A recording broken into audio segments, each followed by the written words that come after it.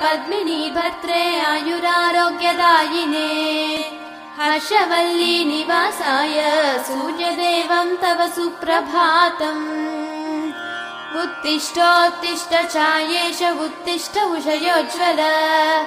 उत्तिष्ठ पद्मिनी कान्त लोकानां मङ्गलं कुरु मातः समस्त जगतां मधुकैटभारेः सव्येतराक्षी परितोषिणि पद्मनीड्ये नाथानुबद्ध भुवनावनबद्ध दीक्षे प्रत्यक्ष दैवतरमे तव सुप्रभातम् छाये किलाश्रित वरप्रद कल्पकल्पे विस्वाप्तधाम निलयामल दिव्यभासे आयाहि शीघ्रमघनासिनि संश्रितानां श्रीसूर्यदैवतरमे तव सुप्रभातम्।